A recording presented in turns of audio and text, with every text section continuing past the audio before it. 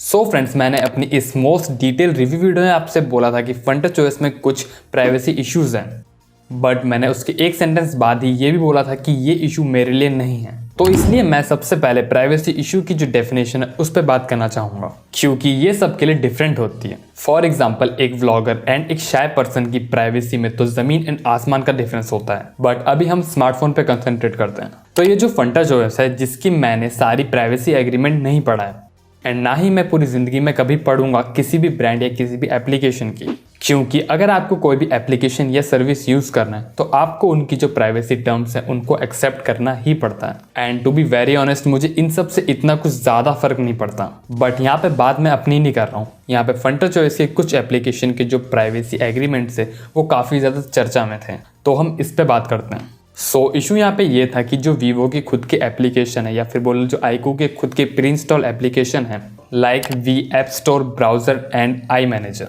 इनकी privacy terms में clearly mention है कि ये आपका कुछ डाटा लेंगे, उसे स्टोर करेंगे, प्रोसेस करेंगे, कुछ आपके डिवाइस में इटसेल्फ एंड कुछ अपने सर्वर पे, और ये जो डाटा रहेगा वो कुछ एफिलिएट कंपनीज को प्रोसेस करके भी दे सकते हैं। लेकिन ये जो आपका डाटा वाला केस है उसमें आपको चॉइस दी गई है आपको इनका एप्लीकेशन यूज़ करना है या नहीं।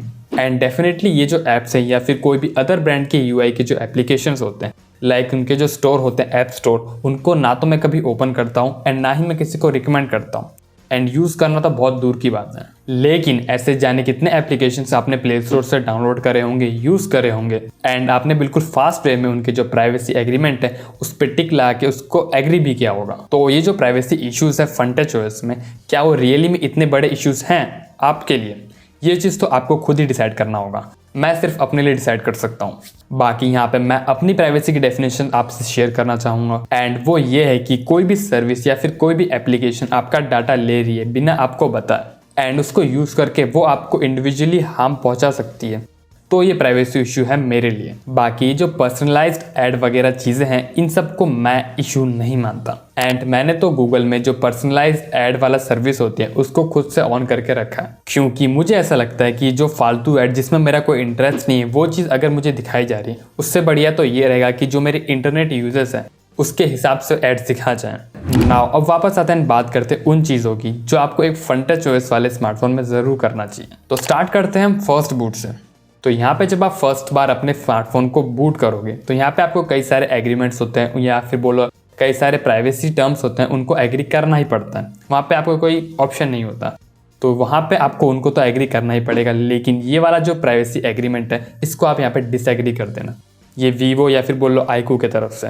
एंड इसके बाद आपको अपने स्मार्टफोन को प्रॉपरली सेटअप कर लेना है like any other smartphone. And जब आपका सेटअप कंप्लीट हो जाएगा तो आपको इस स्मार्टफोन में कई सारे ब्लोटवेयर्स देखने के लिए मिलेंगे। एंड यहाँ पे डिमॉन्स्ट्रेशन के लिए मैं यूज़ कर रहा हूँ iQOO Z3 5G। इसमें आप देख सकते हो कि कई सारे ब्लोटवेयर्स हैं। इनमें से कुछ जो ब्लोटवेयर्स हैं वो अनइंस्टॉल हो सकते हैं एंड कुछ डिसेबल हो सकते हैं, और इन सब के अलावा कुछ और एप्लीकेशंस हैं जिनको आप हटा नहीं सकते एंड ना ही डिसेबल कर सकते हो, like V app store, iQOO.com, themes, browser and so on. इनका क्या करना है उस पर हम थोड़ी देर में बात करेंगे।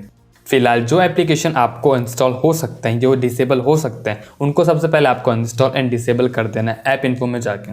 ऐप इन्फो में जाने के लिए सिंपली आपको जिस एप्लीकेशन को अनइंस्टॉल करना है उस पर क्लिक करके रखना है एंड यहाँ पे आपको ऊपर ऐप इन्फो का ऑप्शन दिख जाएगा, एंड यहाँ से आप अनइंस्टॉल या फिर डिसेबल कर सकते हो जैसा भी ऑप्शन उस एप्लीकेशन में हो। एंड इन सब के बाद आपको ऐसे दो और ऐप आइकन दिखेंगे जिसके आप ऐप इन्फो में नहीं जा सकते हैं, एंड इनको हाइड करने के लिए या फिर बोलो उनको हटाने के लिए आपको वी ऐप स्टोर वाला एप्लीकेशन ओपन करना पड़ेगा। एंड ओपन करके यहाँ पे जो इनके प्राइवेसी वगैरह हैं उनको आपको एग्री भी करना पड़ेगा। एंड एग्री करने के बाद सबसे पहले आपको यहाँ पे इसको स्किप करना है एंड देन आपको यहाँ पे क्लिक करना है टूल वाले सेक्शन पे। देन फिर आपको सेटिंग्स वाले सेक्शन में जाना है एंड यहाँ से आपको ऑप्शन दिख जाएगा जहाँ से आप हॉट ऐप्स एंड जो हॉट गेम्स हैं उनको हाइड कर सकते हो।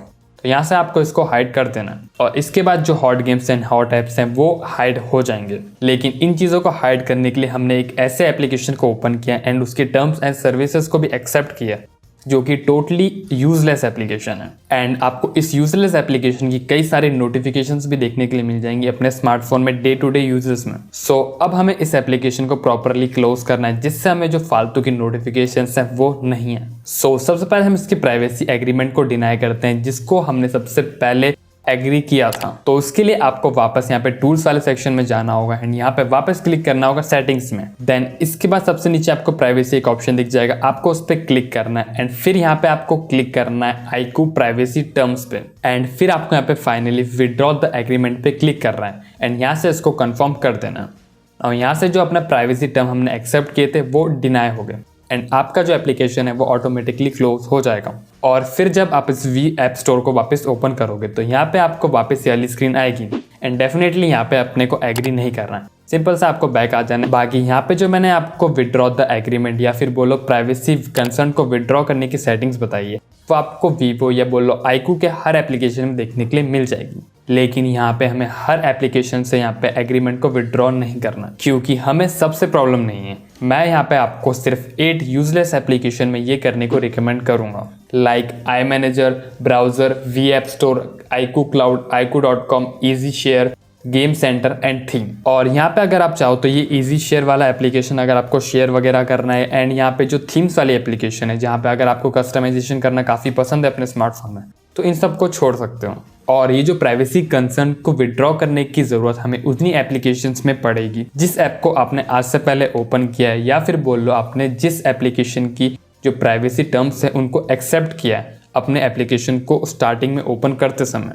एंड अब आपको यहाँ पे लग रहा है कि इस एप्लीकेशन को यूज़ करने से जो मेरी प्राइवेसी है वो खतरे में जा रही है, तो ही आपको उन एप्लीकेशन से जो प्राइवेसी एग्रीमेंट है उसको विड्रॉ करना है। क्योंकि अगर आप इनमें से कोई भी एप्लीकेशन को यूज़ करना चाहते हो तो यहाँ पे आपको इनकी जो प्राइवेसी टर्म्स हैं उनको एग्री करना ही पड़ेगा, like any other application that you use in your smartphone. लेकिन अगेन मेरी ये रिकमेंडेशन रहेगी कि आप कुछ भी यूज़ कर रहे हो लेकिन किसी भी यूआई में दिए गए जो ऐप स्टोर होते हैं उससे कभी भी ऐप अपडेट मत करना। और यहाँ पे जो FuntouchOS के केस में है वो है वी ऐप स्टोर, जिसमें कैसे प्राइवेसी कंसर्न को विड्रॉ करना है ये मैंने आपको बता ही दिया। लेकिन इसके अलावा जो भी एप्लीकेशन है, जो मैंने 8 एप्लीकेशन का नाम लिया, उन पे 1 बाय 1 डेमो ये रहा जिसको आप देख सकते हो। और यहाँ पे हर एप्लीकेशन का जो टाइम स्टैम्प है आपको डिस्क्रिप्शन में मिल जाएंगे, उस पर आप सीधा क्लिक करके किसी पर्टिकुलर एप्लीकेशन में कैसे आपको विड्रॉ करना है अपने प्राइवेसी एग्रीमेंट को वो भी देख सकते हो।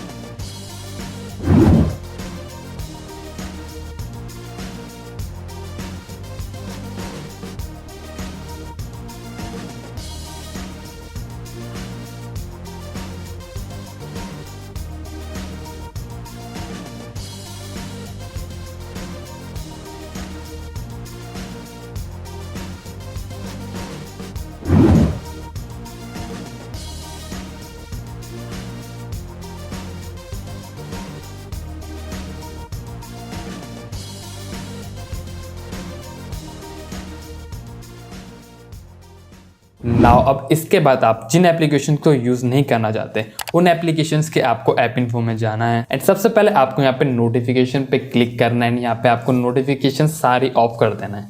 देन यहाँ पे आपको वापस आना है एंड यहाँ पे फिर आपको जाना है परमिशंस वाले सेक्शन में एंड जितनी भी परमिशन यहाँ पे अलाउ है आपको उन सबको डोंट अलाउ कर देना है।